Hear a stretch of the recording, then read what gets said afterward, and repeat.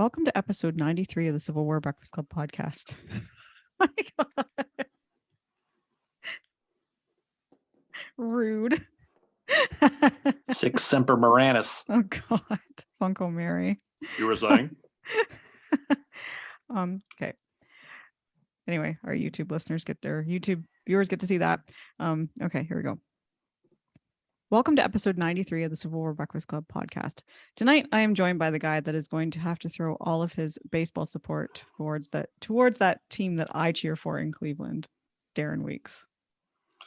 Well, it's digging deep right there when you're getting the good old Cleveland Guardians talk, Mary, which is they will good. Forever be the Indians. Oh, by the way, I'm Mary. Congratulations to your Cleveland Guardians/Indians for winning the division. Wow, Yep. Who the heck would have thought? You My swore they won the World Boston Series, Red Sox, the amount that they were cheering. If the Red Sox were playing golf, they would have finished first because they had the lowest score by far. So we're on to that. So what's going on with you? It's been a couple weeks since we recorded. We have ourselves anyway. It's been a little while. Yeah. Last week we recorded with Dane and Brett from the National Civil War Museum in Harrisburg, Pennsylvania. So they were awesome to join us for that. It's a really great episode. It's not on YouTube, unfortunately. We were having some video issues, so we couldn't put it on there. But yeah, definitely check it out on we obviously have the sound of it on our usual podcast download places. I can't think or talk tonight for some reason. Grad school is like rocking my brain big time. But anyway, here we are recording. It's great to be back. How are you doing? I'm doing fantastic.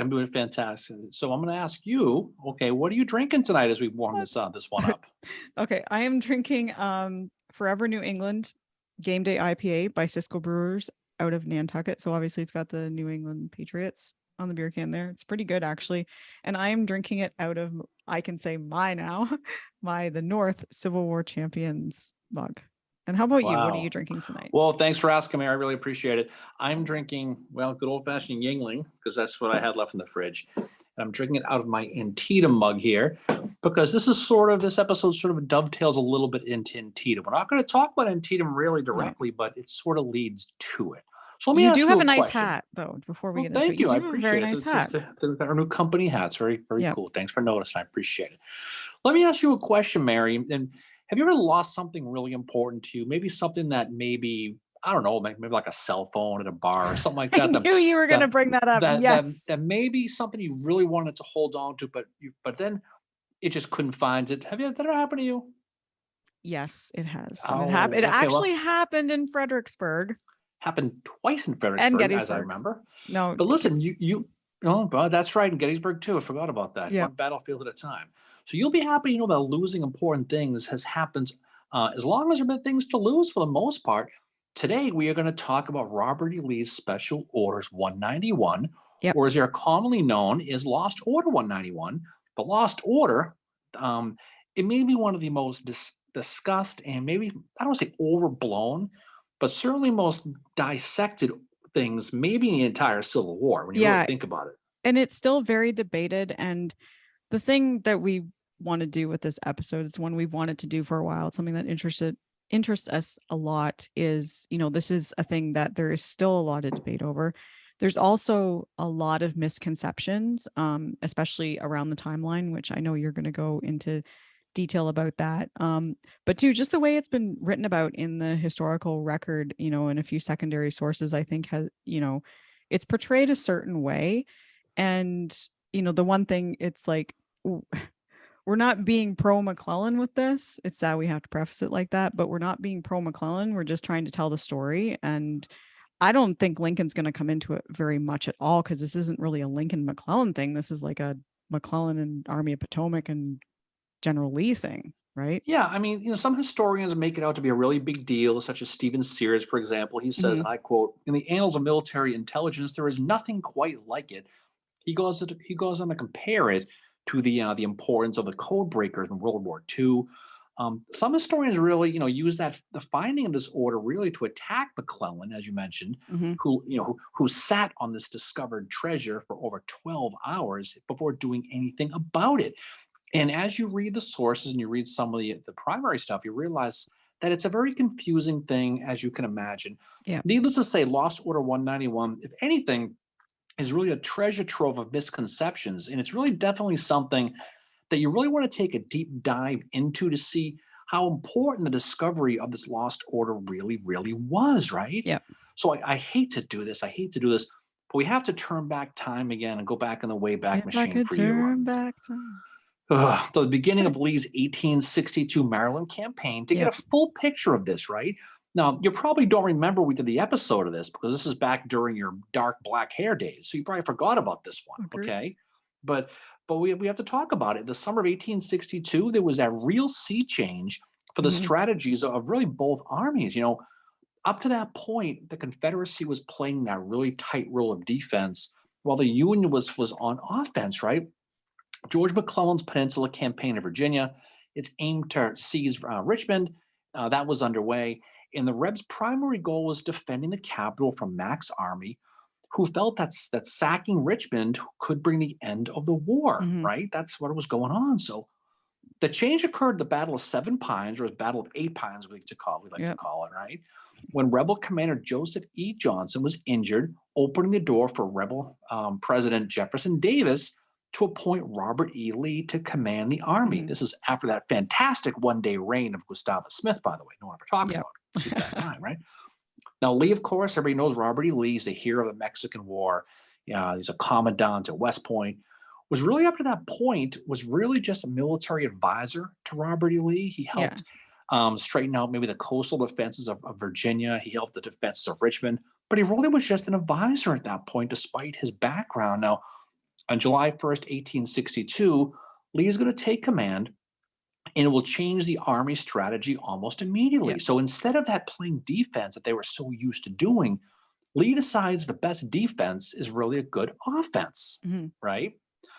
So what will result will be that 7 days battles aimed at protecting Richmond. But instead of defending Richmond, he's defending it by driving McClellan away from Richmond with that series of offensive attacks. Yep. Okay. Despite some early problems, specifically when Stonewall Jackson goes AWOL at the beginning and disappears for a while, Yeah. Lee was able to get Mac to evacuate his supply place at a place called White House Landing and retreat back to a place called Harrison's Landing. So this is really the end of the Peninsula Campaign. It drives his supply base is gone. He's driving them back.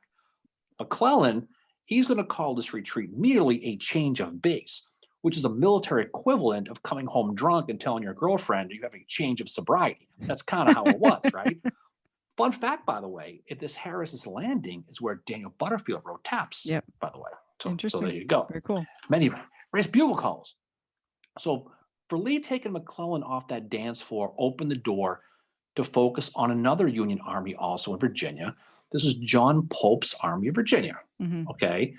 Now, I know we're going to be talking about Lost Order 191, but it's important to know that these lost orders were not uncommon. Okay. Mhm. As a matter of fact, Lost Order 191 was the fifth lost order that happened in the summer of 1862 alone.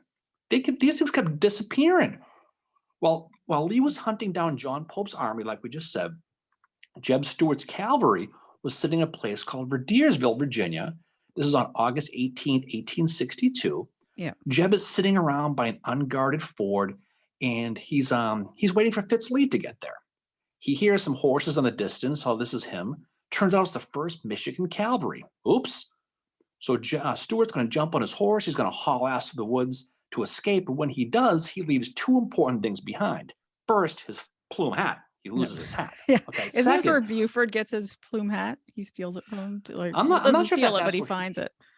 yeah. So the other thing he finds Lee's orders that really discuss the plan they were going to use to attack Pope. Like I said, they were going to go and attack Virginia. Yeah. So these orders get turned into Pope, and when he learns about them, he's going to take off across the Rappahannock before the attack could happen.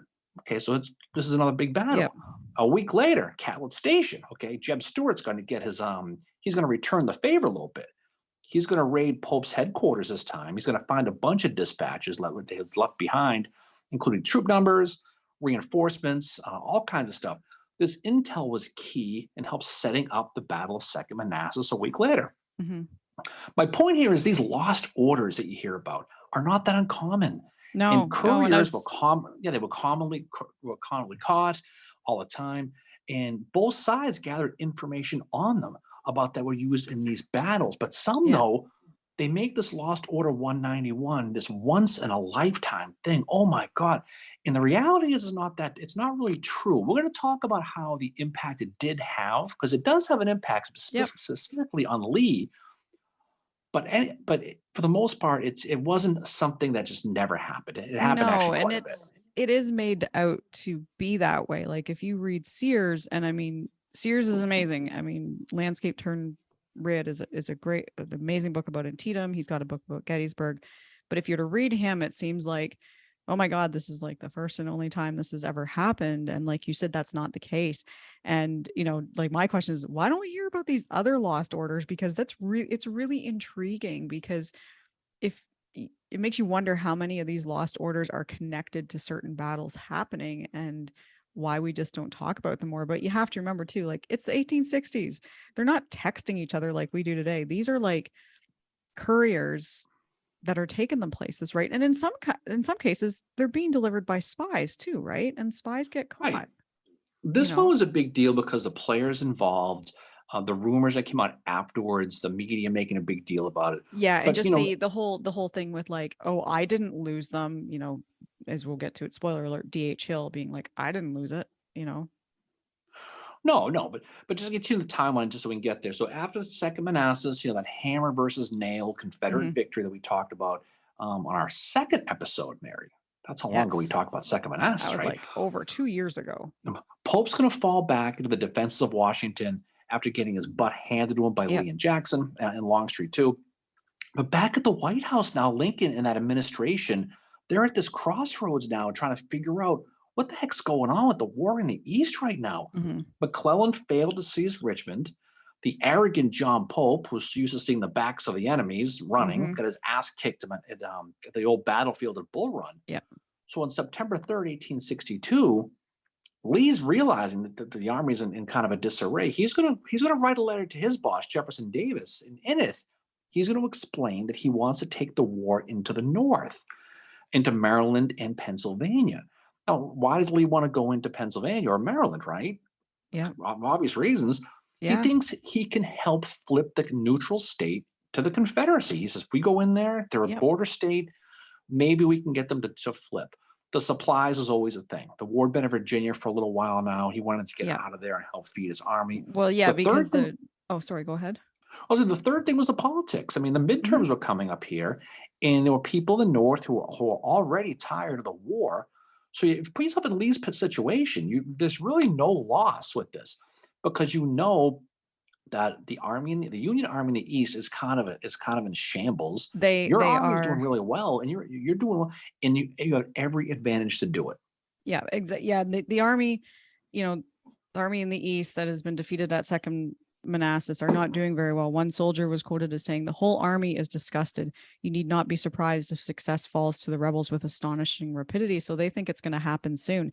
And it's interesting. I, of course, looked at Howard's memoirs to see what he has to say about Order 191, but I went back a little bit before that, and he actually talks about Lee coming into Maryland and why he does it. And I do have some quotes from what happens when Lee gets in there, but Howard actually says, like, you know, that he talks about Lee doing it partly for supplies, that because Mhm. he couldn't obtain anything else in Virginia, and Maryland was the place to start doing it. And same with, and Howard even says, like, even Pennsylvania would have been good for him to do at this time. And because Lee is going into Maryland, the war it's transferring beyond the Confederacy now, right? Like he's going into a And border state. this was a big deal because Lee's going to write that letter. He pops it in the mailbox, Yeah. and the second he does, he doesn't wait for Javis's response. He says, "Wheels up, boys, we're going." Yep. Before he even gets the response back, he's going to take off. He's going to full absolute Leroy Jenkins situation here. He's going to move north into Maryland. He must have known Davis was going to okay it. Davis had that quote about Lee around that time where he said, "Confidence in you overcomes the view which we would otherwise be taken of the exposed condition of Richmond." So what's he saying? He's like, listen, I trust you to leave Richmond Yep. unexposed based on what you're saying. So here goes Robert E. Lee now. He's going to board, he's into the Potomac River, into Maryland. He's going to have 75,000 men at this time, and they're going to be crossing between September 4th and September 7th. to the astonishment of the Maryland locals who are used to seeing these blue, crisp uniforms. Now they're Yeah. seeing these ragged, dirty, guys Yep. all crossing this dirty Confederate army, which they were not used to seeing.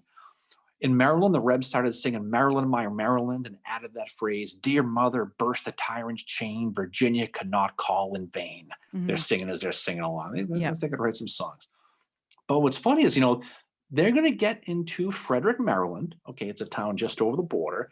And Lee is going to set up his headquarters in a woodlot just north of the present day Monocacy battlefield. Yep. It's across the street from the modern day visitor center. If you know the Yep. area, there's some woods. It's a cool place to go. It is. Lee is going to write first thing he's going to do is going to write a proclamation to the citizens of Maryland, basically trying to recruit them to their cause. And he's going to write, the people of the South have long wished to aid you in throwing off this foreign yoke, to enable you again to enjoy the unalienable right of freemen and restore independence and sovereignty to your state. In obedience to this wish, our army has come among you. So he's coming and saying, well, here we are, come join us. You guys have been under this thing. And right off the bat, this is the perfect example of this army flipping. Now the Confederacy is clearly on offense. Yep. The Union is clearly on defense. But this is a different strategy for Lee himself personally, too. Remember, when he quit his commission in the Union, or the Federal Army at that time, he vowed he'd only draw his sword to save the defense of Virginia. Yep. So this is a big change for Lee personally, Yep. too. Many of his troops, anyway, they only agreed to fight in Virginia and defend Virginia. Lois Armistead talks about that. Mm-hmm. So a lot of them weren't happy, and many of them took off and just deserted, right? Now, Lee's plan in the North, it was a ballsy one. Mm-hmm. It was something. He discussed his plan with one of his generals named John Walker in Lee's tent, his headquarters over there in Frederick. And the plan astonished Walker. Just a jaw-dropping plan. Lee intended to march his army all the way to Harrisburg, Pennsylvania, Mm-hmm. and blow up the railroad bridge that crossed over the Susquehanna River. And Walker said Lee told him, and this is what Walker was surprised about. Lee told him, according to Walker, after that, I can turn my attention to Philadelphia, Baltimore, or Washington as what may seem best for our interest. Mm-hmm. Now, part of Lee's, just audacity, I guess, was certainly rooted in what was happening with the Union Army. Because don't forget, he's feeling confident and he knows the Union Army is kind of a mess. When Lee's crossing the Potomac, Lincoln is going to reinstall George McClellan to command the Army of the Potomac, now included what was left of Pope's Army of Virginia. He knew Mac's reputation, Lee did, of being timid, and he wanted to take advantage of it. When Walker looked surprised at hearing this plan, Lee responded, and I quote, "Are you acquainted with General McClellan? He is an able general, but a very cautious one. His army is demoralized and in a chaotic condition. It will not be prepared for operations for 3 or 4 weeks." Now, this is going to prove to be a gigantic error for Lee. But this is the mindset. You get an idea of looking inside the old general, what's going on in his head at this moment. Mm-hmm. Yeah. And Howard says that when they brought McClellan back, that, McClellan very quickly refitted, reorganized, but was cautious because of what had happened. And Howard does actually defend him, saying, and it's a little bit of a sense of humor coming through. He said, slowness was wise then, as we got going again, as we were refitted, as we got supplies. But then they started going towards where they thought Lee might be. Well, he made a mistake here. The other thing Lee made a big mistake about was his attitudes of these Marylanders towards his army. I have notes on that too.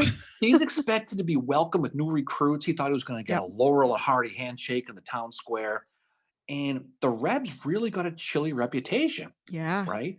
Picture Theo Epstein cruising through Cleveland in 2016 around November 1st. That's the attitude he would have gotten. Yeah. It's very similar. When I was researching this episode, I thought, this is very similar to what happens to Bragg in Kentucky, right? Where they go into Kentucky and they're like, yeah, we're going to get a whole bunch of recruits and stuff. And they don't get what they expected. And Howard actually talks about this reception of Lee, and he said Confederate political leaders were disappointed with Maryland. It was too late for a few fire eaters to carry by storm the hearts of the Union Marylanders. And he also says that Lee found himself virtually in a land of lukewarm attachments to his cause, but few recruits joined him. The Confederate currency was also not willingly received as money. So it's not going as planned.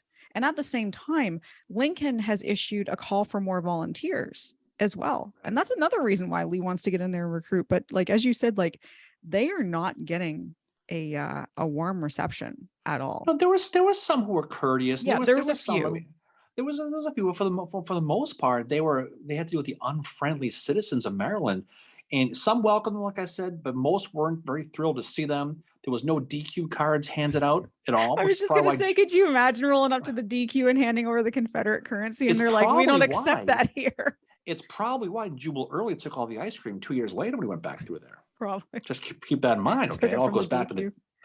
the DQ. Now, Lee's headquarters is going to be set up on the Best Farm, just north of it. Actually, if you've been there now, the house is still there, but that's not where his headquarters was. He was set up in that woodlot, and he's from September 6th through 8th. Lee's army is going to be hanging around the site of the Best Farm. If you've been in Monocacy, you know the area very, very well. And they could rest. Just picture men were hanging out, they're bathing in the river, and they're probably doing some whittling, and they're just kind of relaxing in camp. But they knew they were going to be moving pretty soon, but they were just enjoying the rest and relaxation because they've been marching, and now they're just enjoying the time. Now it was around this time between the 6th and the 8th, the Union Army is going to start to move. McClellan's army is going to begin to move the same day Lee's men get to Frederick. Now, this vanguard, the beginning of that Federal advance, is going to be the cavalry as usual. They're going to start to run into rebels as far away as the town of Hart, okay, which is now Hyattsville. It's about 15 miles away from Frederick. As they get past that, they're going to get closer to Frederick. The First New York Cavalry under a guy named Alonzo Adams is going to spot cavalry from the 1st North Carolina near the town of Urbana. And this is the sound of this fight is going to actually disrupt a party that Jeb Stewart's attending in a place called the Landon House. He's having a great old time, and he's hearing this. Jeb So at a he party? realizes, shockingly. But what does this tell Lee? The Union Army is much closer than he expected, which will be a common theme for Lee, by the way, especially when he goes on the north. So this rest that he's enjoying is going to have to end sooner than he expected. This usual McClellan, this passive McClellan, I mean, wasn't being very passive. No, And he's not. So Lee finds himself in a situation he didn't expect. He had a federal army approaching from the southeast from Washington, and he had another problem. There's a 13,000-man garrison just 20 miles away at Harper's Ferry. Yep. So if Frederick's the middle of a clock, okay, Harper's Ferry is like 8 o'clock, and Washington's like 5 o'clock. Lee's right in the middle, and so he realizes he's in a tough situation.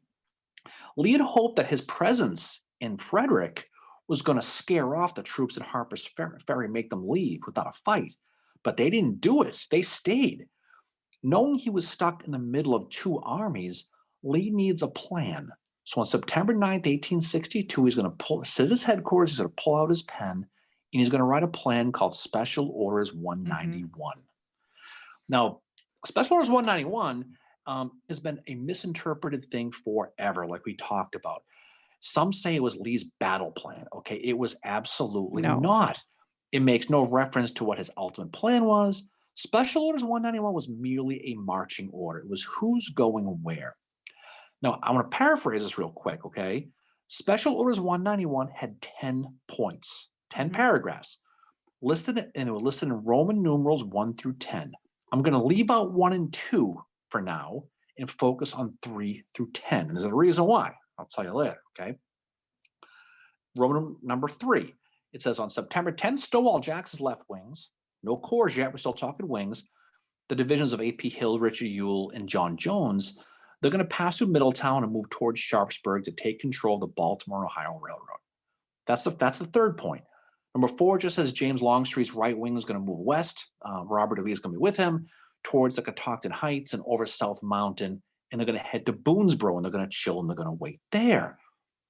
The fifth point was the divisions of Lafayette McLaws, Merchant Anderson are going to follow Longstreet towards Middletown and then head to Harper's Ferry. Basically, they're going to go to Maryland Heights to really seize the garrison there to help with the Harper's Ferry people. The next point was John Walker's division is going to take a very long roundabout route to Harper's Ferry. They're going to cross the Potomac again, kind of swing around to take Loudon Heights, the second heights that overlook Harper's Ferry. D.H. Hill's division is going to form the rear guard. The eighth point was Jeb Stewart's cavalry is going to send troops to follow Longstreet, Jackson, and McLaws, and then basically pick up stragglers. That's all it really says. Mm-hmm. The ninth point is Jackson, McLaws, and Walker, after seizing Harper's Ferry, are going to join the main body in the army of the area of Boonesboro. The 10th thing, every regiment is going to bring axes, gather wood. Very important, okay? Nice. Now, basically, all 191 does is split the army up. It just scatters. I was going to say it's Lee's dividing his army, and then the end is to kind of come back together. And I mean, now I've always wondered why people say it's a battle plan, because the first time I heard of it, years and years ago, it was battle plan, and I remember looking it over, thinking like, what? Where's the battle? Yeah, well, I think that's the popular culture and the historic memory of it, because it's. For that reason, but for the most part, it was everyone split up, and we're all going to meet at Boonesboro. But we have to take out the Harper's Ferry garrison, but that's how it's going to be. Now, copies of this order were made for every commander leading their column, and there was also one extra made for Richmond. So there were 7 total copies. That's how it comes down to. Every one of them was written in pen. They were each signed by Lee's assistant adjutant, a guy named Colonel Robert Chilton. He's going to sign them all. So here's what happens, though. As I mentioned before, there are no corps, there are wings. And some of these divisions would get passed, would be in one wing one day, one wing the next. Some of these divisions got passed around more than a comb on first grade picture day. That's how often they got passed around, right? But what it did, it led to confusion. One division that moved around a lot between the two was a division of Daniel Harvey Hill. D.H. Hill, if you're nasty, right? For that reason, Jackson had an extra copy of this order made for Hill, since Hill would be breaking off and commanding his own column. What Jackson did not know was that Lee already had a copy made for Hill. This copy that he wrote, the second one he wrote, was in pencil. It wasn't in pen. It was in pencil, right? So on the 10th of September, the rebels, per Special Orders 191, are going to start to move out of Frederick. Now, do you remember we went to Frederick? How long it took to get the hell out of there? Okay, Frederick is a mess. It's a mess now, and it was a mess then. This was a brutal place to leave. Traffic was just as bad then as it is now. It just takes forever to get out of there. D.H. Hill's division actually didn't even get to start to go until the 11th because they were stuck in this gridlock.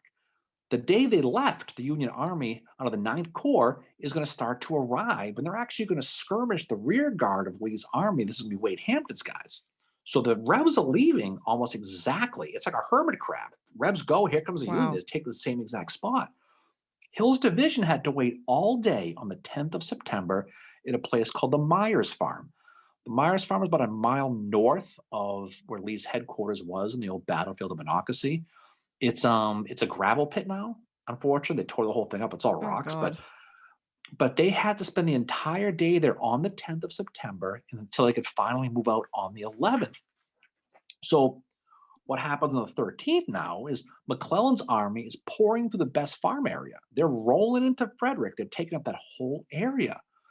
There are so many that they're clogging up the roads in town, and it's causing gridlock themselves. So as the troops are trying to come into Frederick, they have to wait and they get stuck. Because of that, many of the Union men have to wait around this Best Farm area before they can continue to proceed into Frederick. It's like sitting in traffic. You got to wait. The corps that was in the rear had to sit and wait, and this was the 12th Corps. So just picture them all squeezing themselves in. So sitting in the former rebel camp at Myers Farm, where D.H. Hill's guys were camped, is the 27th Indiana. And they were the kind of the advanced regiment for their brigade. There are going to be 2 guys named Corporal Barton Mitchell and Sergeant John Bloss, who are going to be hanging out, living the life. And then Mitchell is going to see something on the ground. What's it going to be?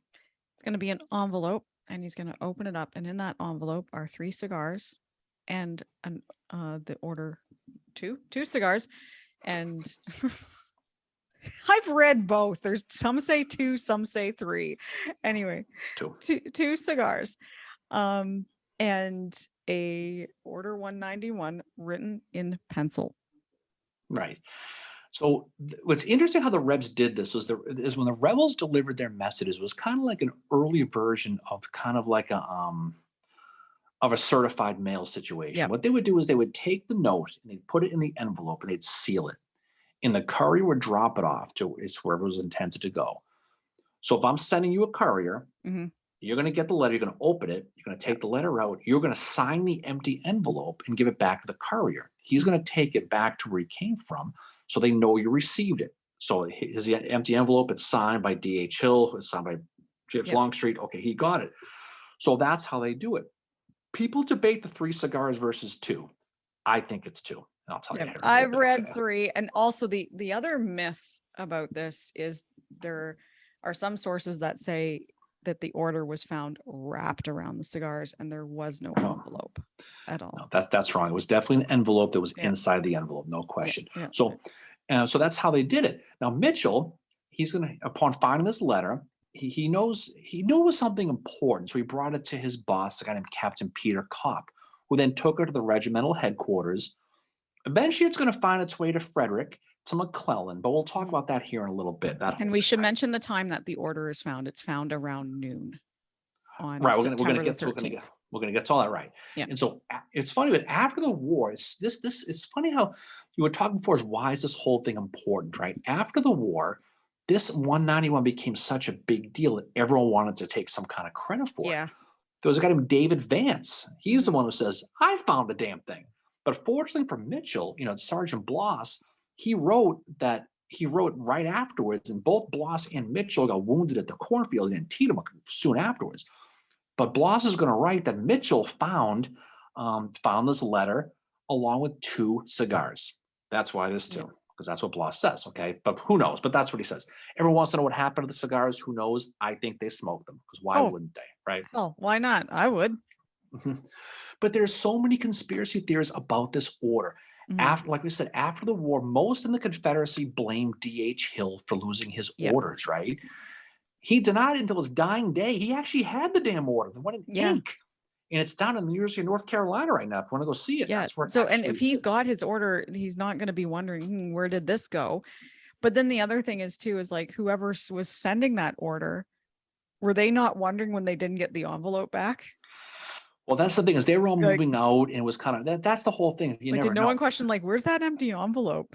Well, here's the thing about D.H. Hill. He actually lost an order during the 7 Days battle, so he actually had a reputation. So him losing it kind of made sense at the time. He also got lost himself at Chickamauga too, so he has. And it's also the site they found the letter was the site that he was camped at all day. On the 10th, so it all kind of made sense.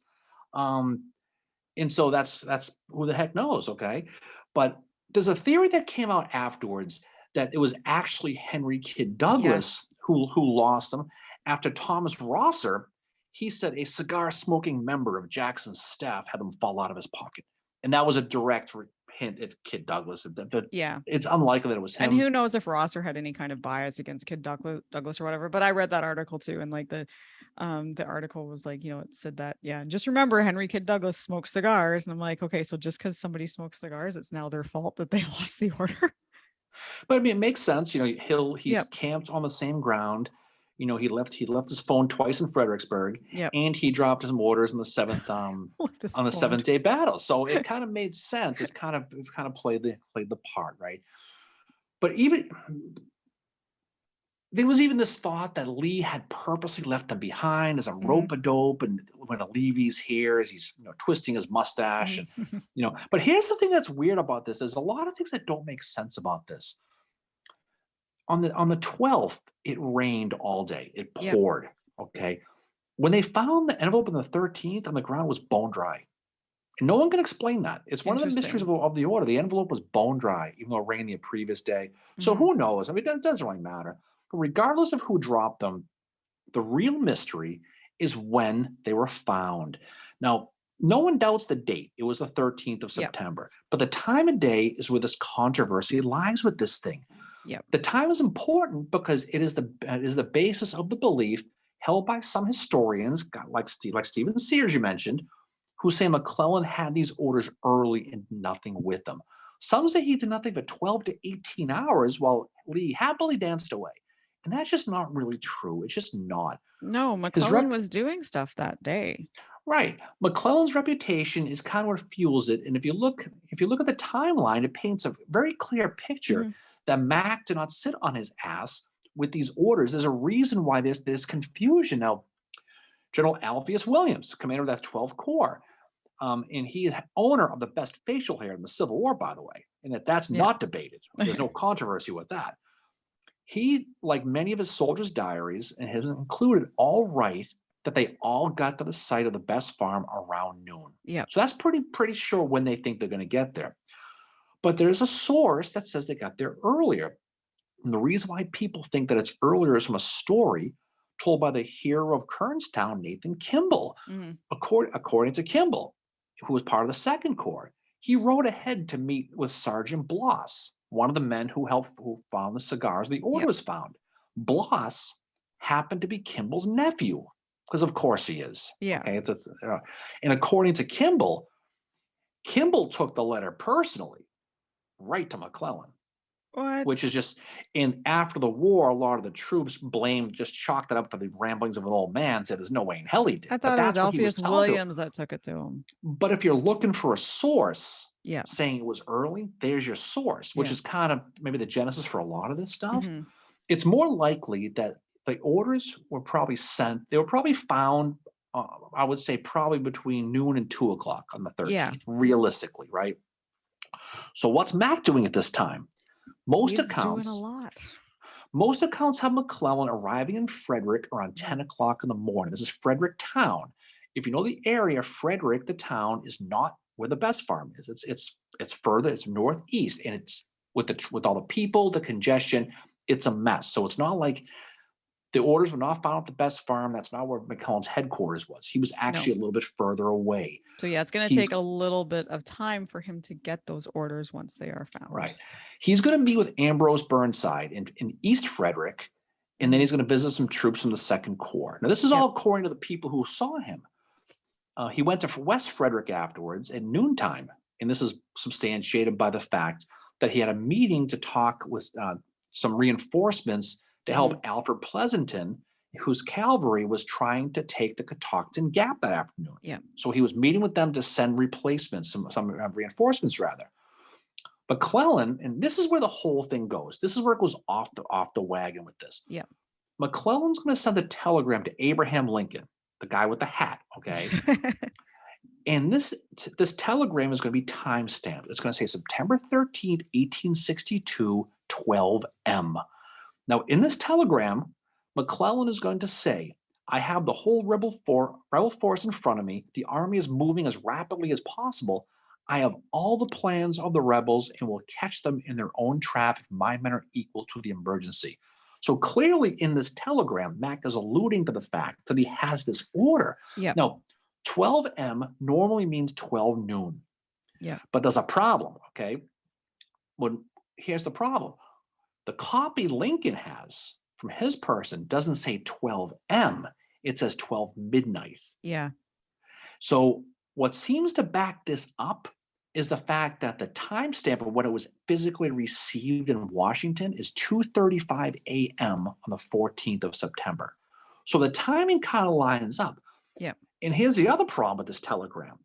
In the telegram, Mac is also going to say that we have possession of the Catoctin. Now, considering he had a meeting at noontime to talk about sending replacements to help take the Catoctin, there's no way he could have sent a telegram saying he had it while he had the meeting to discuss reinforcements. Exactly, before he even sends Pleasanton out. So there's that. Oh, and the one more thing. The Rebs had cut the telegraph line, so he couldn't have sent it at noon anyway. Nope. They cut the lines when they left, so he couldn't have. So there's a lot of this of when he has the plans or when he sends it. McClellan is also going to send some telegrams to Henry Halleck. And one he's going to send is at 11 o'clock p.m. at 9:13, which he clearly discusses these plans now. He's going to tell Halleck, An order of General R.E. Lee addressed to D.H. Hill, which has accidentally come into my hands this evening. That's what he says. The authenticity of which questionable disclosure of the plans of the enemy, and conclusively that the main rebel army is now before me, including Longstreet and Jackson. Hmm. So whatever time this actually was, no matter when it was, when he actually got them, it was clearly well afternoon of the 13th. Yeah. Had to have been. I would say, if I had to guess, I would say he got them sometime after 4 o'clock. Because that would be, that would be probably what they would have considered evening time then. But the other thing too is McClellan is not just, he's not sitting on his ass doing nothing. He's sending Pleasanton out. And the reason for that is because he's been getting reports from citizens trying to figure out what's happening with Lee's army and that. But, Order 191 does talk about how Lee is going to, he's dividing his army, but there's something that there's some evidence that points to the fact that McClellan might have been starting to figure that out already, given the reports he had from citizens and just people that he knew that were out scouting for him, that Lee was dividing his army. So McClellan was already beginning to suspect that's what was happening. What McClellan did is he would write his orders at night for the next morning. That was his MO. He'd sit down in his tent at night, he'd write them with the plan. That plan was going to be sprung the next morning. But when you talk about McClellan in Lost Order 191, you think of timid, to your point, overcautious. But there's a good reason for that, which you just kind of hinted to, okay? Remember when I didn't read orders that started with, I said I'm going to start with 3 and not read 1 and 2? Yeah. The reason why I did that is when Mac got these orders, whenever he got them, whenever he finally got them, his orders started with 3. It did not have 1 and 2. Yeah.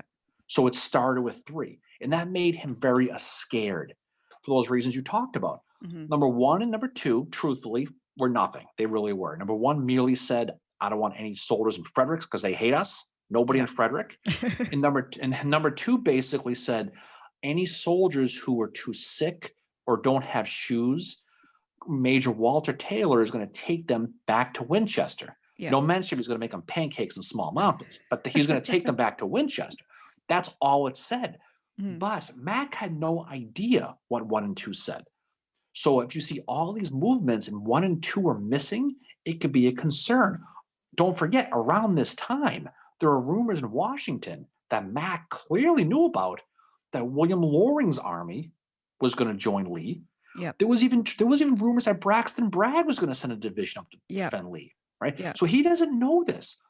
Mac is also getting reports from the Pennsylvania governor, Andrew Curtin, who's going to send a telegraph to Lincoln on September 12th, almost the same day, the day before to be accurate, that he had reports. Curtin's telling Lincoln he has reports that Lee has 190,000 men in Maryland and 250,000 more in Virginia. McClellan had no idea, but he did know that there was another draft in April 62 in the South. Yeah. So, he has no idea. So when they talk about Mac doesn't know, he thinks he's outnumbered, this is where he's getting it from. Yeah, and he's also getting it from the fact, once he starts figuring out Lee's dividing his army, and he kind of gets confirmation of that from 191, to divide your army is a very risky maneuver unless you've got the troops, right? So McClellan is starting to think oh shit, I could very well be outnumbered. And he's got, I think, if he's cautious, I don't blame him with the information that he's got. They don't have the technology that we have to see this stuff or whatever. One more thing though. Okay. So he has the orders. He doesn't get number 1 and number 2. He doesn't know what it says. Yeah. He's hearing these stories from Curtin and the citizens of this monster army. And then you read number 9. Okay. I'm going to read the exact quote of what it says. This is the special order 191, number 9. The commands of Generals Jackson, McLaws, and Walker, after accomplishing the objects which they have been attached, Harper's Ferry, will join the main body of the army in Boonesboro. If you're reading that and it says the commands of General Jackson, McLaws, and Walker, then they're going to join the main army. What the hell's this main army? So Yeah. you're reading this, you go, who is Boone's? What is this? So if you're getting all this information, of course you're going to be concerned about it. I mean, is it a surprise he thought he had less men? I mean, he gets bashed for this, but the reality is you're only as good as the intel you're getting. For Yeah. Matt, this is a dogs and cats living together mass hysteria situation now. Yeah, like I would be thinking like, holy shit, how big is this army? And if he's able to divide it, like I mean, that's risky. You're not going to divide it unless you've got the forces to do it. And then what Curtin's writing him and everything else. And of course, they don't have time to substantiate the claims. They don't. They don't have time to send people out and be like, yeah, we can confirm this number for you, right? Mhm. Now, No. what was the task that Halleck and Lincoln both gave McClellan? No matter what you do, you still have to do this, right? You got to protect Washington. Yeah. So now you got this in here too. Halleck is going to telegram McClellan on 9/13. He's going to Mhm. say, until you are certain of the enemy's force south of the Potomac in Virginia, you are wrong in uncovering the capital. So what Halleck is telling him is this: we think this whole thing's a ruse to get you to chase them into Maryland, Yeah. and then this monstrous 250,000 man army is going to come in the back door through the Savannah and take Ooh. Washington. So now, and then he says in the quote, beware the evils I point out to you. So you think your boss sucks? I mean, can you imagine trying to figure this stuff out? Oh So my God. Well, now, this is like typical Halleck though, being kind of a dick as well. no, exactly. And look, we're not going to be McClellan apologists, but No. put yourself in his shoes now. Hmm. You've got this order which talks about this army spread out. And he's thinking Lee is a genius militarily. If he doesn't know he has more men than I do, why the hell would he split them up like this in enemy territory Yep. and separate them up? And certainly, why the hell would you leave an order behind saying where the hell you're going? So it's just enough gray area to really put a caution into him. So Hmm. when you talk about being cautious and there's so many men, this is where it comes from. So what are Lee's men doing at this time? So D.H. Hill's division is in Boonesboro. Jones' division is still south of the Potomac, and Jackson is surrounding Harper's Ferry, which is ultimately going to fall to the largest capture of Union troops in the war. This is the George Lamb Willard, Yep. Harper's Ferry cowards thing. That's all going to happen then. Lee sort of makes an audible at the line of scrimmage at this time, too. He's going to send Longstreet over to Hagerstown, Hmm. which is about 15 miles away in north of Boonesboro, probably to get supplies in Antietam Brewery, probably. It's exactly what I would do. But Longstreet's actually sent there for a couple of reasons. He's going to raid Union supplies. He's going to take out some local militia who are reportedly in that area. And he's also going to kind of block the passage that leads to Pennsylvania. So if Andrew Curtin's going to send troops, they're going to be able to slow them down. Yeah. So I mentioned the roads in Frederick are a tough task to get through anyway, especially when you're moving 80 to 90,000 men through them. These are the guys who are going to chase Lee's men, and they're ultimately going to do it. But they're not sitting on their asses on the 13th. So you've been hinted this a couple times now. That being said, the Union troops were on the move on orders from McClellan the night before on the 12th, Yep. which is before the order was even found. So Yeah. regardless of this order, 191 or not, this order did not spur McClellan to go into finding Lee. He was already doing it Yeah, at the because of time. intel he was getting from citizens and all that, and he's sending Pleasanton out. And, I've always questioned the whole McClellan sat on his ass for 12 to 16 hours when he gets that, he finds order 191. He gets it probably afternoon, evening on the 13th. And it's it's hours. It's like not even 24 hours later, they're fighting the Battle of South Mountain. So that's why I really have never bought the whole he sat on his ass thing, because he's And actually doing stuff. And the he's, time doesn't work out. the time it doesn't. And when you're getting stuff from Halleck, when you're getting like Curtin's telling Halleck this is how many troops he has, and you get this order that's basically implying Lee's dividing his army, you're beginning to suspect that from intelligence you're getting. So you're going to start thinking, shit, he might have more men. I mean, I'd probably think the same thing too. I mean, we're not being McClellan apologists, but we're trying to look at it from his perspective as an army commander. That, the only reason the army you're about to fight would divide themselves up is because they have superior forces to you, right? And they know it. You know who else commented of how fast McClellan was moving was Robert E. Lee. Yeah. He's gonna write a letter to Jefferson Davis on the 16th of September, right before Antietam, talking about the date of the night of the 13th. He's gonna write, and I quote, learning that night, the 13th, that Harper's Ferry had not yet surrendered and the enemy was advancing more rapidly than convenient from Fredericktown. So he knew on the 13th McClellan was coming, and that Mhm. surprised him. By the end of the night on 9/13, two divisions from the Ninth Corps are already in Middletown near Turner's Gap at South Mountain. These movements were all made, like we said, prior to the finding of 191. Contrary to popular belief, the Union Army was just they weren't sitting idle. They were moving all along. Alfred Pleasanton, the cavalry guy, he's going to get a copy of Lost Order 191 sometime late in the afternoon on 9/13. And he will send horsemen to Harper's Ferry to see what was afoot at the Circle K. Now, his report is going to confirm that Jackson is, in fact, at Harper's Ferry. Yeah. So, despite concerns about the authenticity of this lost order and that maybe it was a rope a dope by Lee, Mack is now feeling pretty damn good about this intel. He thinks he has the golden ticket. So, Yeah. what's that famous quote he says to Gibbon? He says, with this order, I can whip Bobby Lee or I will go home. So he's thinking, I'm going to get this guy Yeah. now. So by 6:30 p.m. on 9/13, McClellan, like we said, the night before, he always writes his battle orders. He's writing his battle plan for Burnside and William Franklin for the next day. It'll begin at 9 o'clock in the morning on the 14th when the Ninth Corps, using Jesse Reno, will attack Fox's Gap to hit D.H. Hill's division, while that first corps under fighting Joe Hooker is going to move on to Turner's Gap, where he's expected to attack by noon.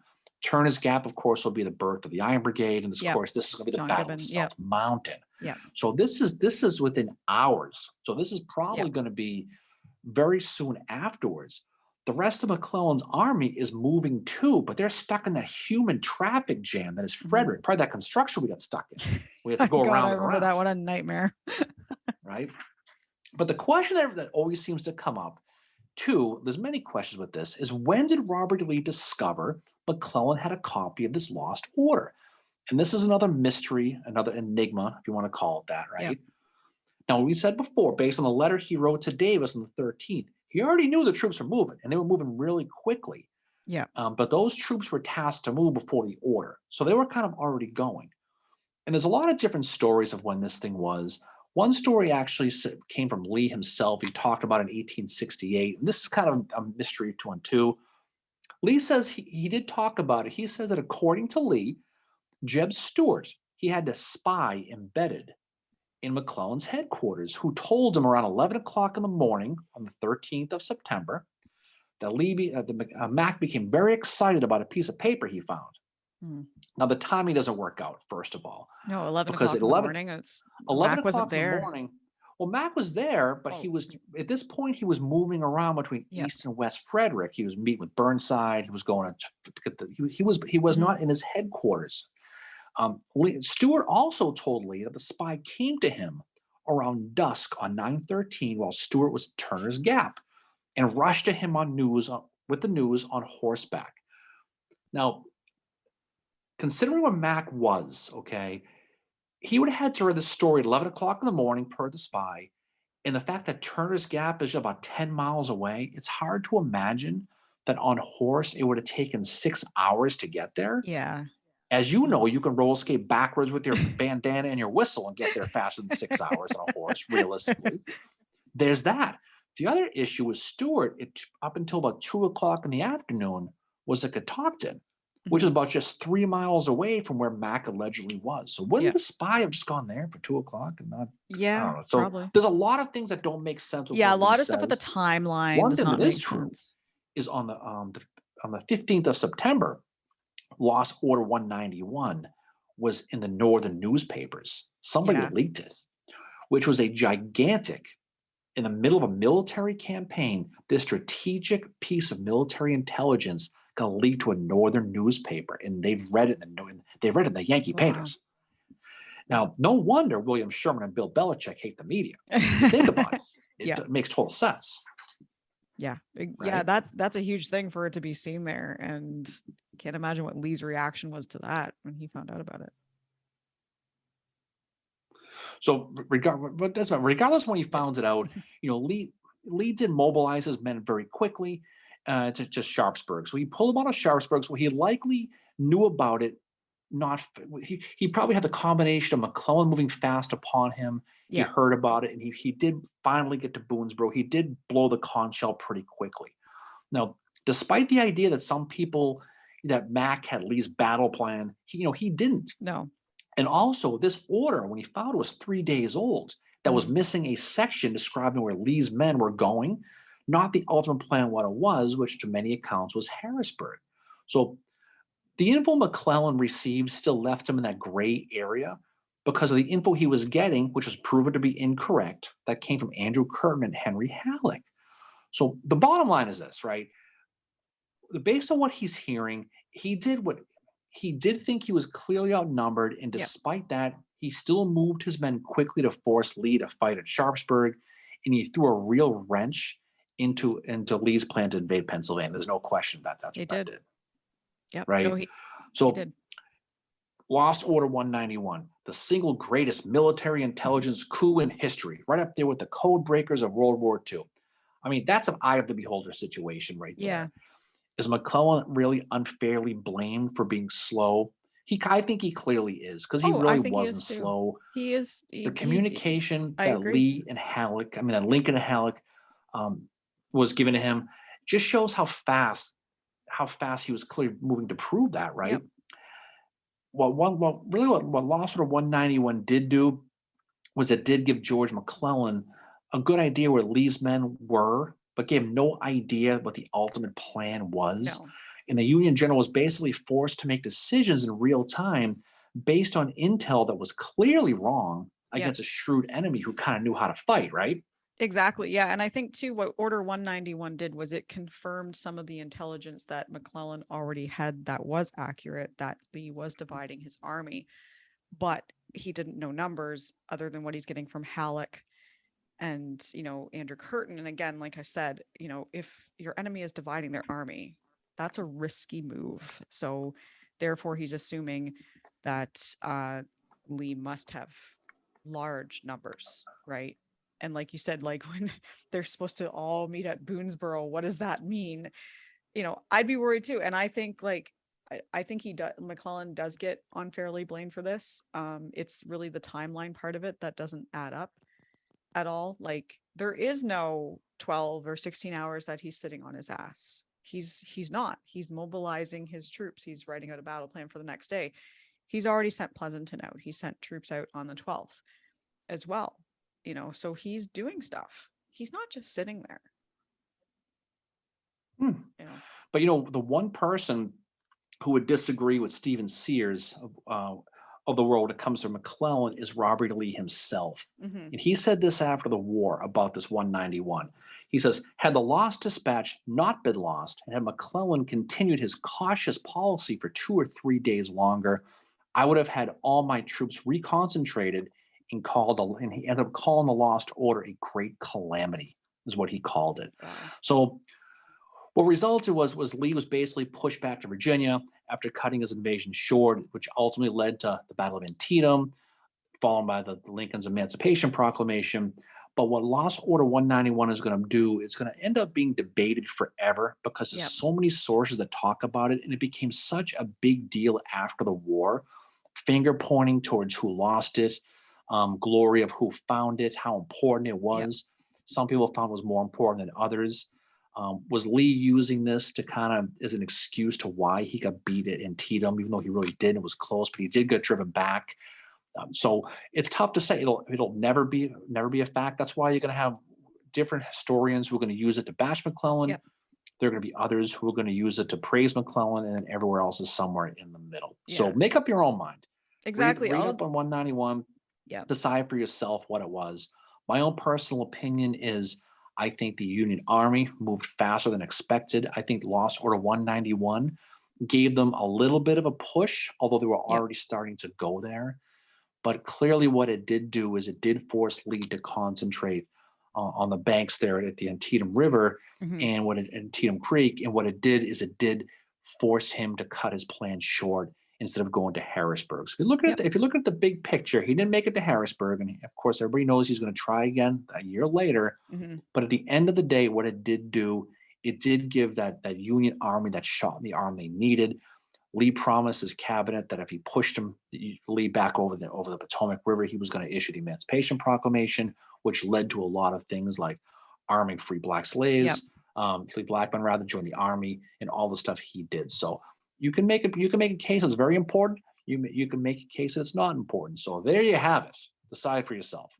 I agree with you what you said about it. I think McClellan is unfairly treated. I mean, yeah, McClellan is. I mean, he is his own problem at times. He's very arrogant. You know, some of the stuff that he says behind people's backs is whatever. But I think in this case, he is getting, you know, unfairly blamed for not, like, I mean, there's no 12 hours that he's not moving. And I think a lot of our perception that we have of 191 comes from some of our secondary sources today, that one or two authors, or, you know, maybe more than that, are writing about it in a certain way. And that's their interpretation. It does not mean they're wrong, but then other authors kind of follow suit because I don't know if they're maybe afraid to go against what, you know, someone else has said or whatever. But, you know, again, it's history. There can be new evidence that comes to light. There can be someone that comes along that interprets the historical record in a different way, uses a source that wasn't used before. And, you know, it starts getting interpreted in a different way. And I think that's the great thing about history, is we'll never really know all there is to know about 191 and all that. But I think it's a really cool thing in history. I don't think it's like as big a deal as, you know, some people make it to be, but it's debated so much that we had to do an episode about it. No, there's no doubt. Like we said, it was the fifth lost order that summer alone, and it's important. It's the most famous one, and so it's fun to talk about no matter what side you're on. So I think it's a good place to drop it from Yep. now. But I would suggest anybody do homework on it, read up on it. There's a lot of Mhm. great sources on it. Decide for yourselves. Yep. But the timeline doesn't add up to McClellan sitting on his butt for 12 to 18 hours. It just doesn't add up. No. But read and decide for yourself. So what's coming up for us next, Mary? What's down the pike for us? We are probably going to do a couple of, not, I don't want to say lighthearted episodes, but just some stuff we've been talking about doing for a while, where we're just going to kind of sit down and have our usual bar conversation. It's not going to be battle focused. It's going to be about a couple other things that we have some ideas about. But yeah, we will be getting back to battles again soon. We will be announcing stuff about the last two books in our book club for 2022 as well. We're going to be announcing our books for 2023 soon as well. We had a great roundtable last night. We will be having another one in October, so stay tuned for that. And as always, Darren, thank you for being the amazing co-host that you are. And thank you to our listeners for everything, all your support these last 93 episodes. And hopefully we'll see you on our Facebook Live later today. Yep, or this off we morning, go. so when this episode drops. Off we go. All right, have a great time. Any final words from you, Fincheru? Well, just thank you for being you and for all the hard work you put into this podcast. Oh, it's always a lot of fun. It's always a lot of fun. All right, everybody. But thanks for listening. We appreciate it. We'll catch up with you soon. Have a safe end of the week. Have a good weekend. Hope to see you on Saturday at our Facebook Live, and hope we'll see you down the road. All right, off we go. Have a great weekend, everybody. See you guys later. Peace out. Bye.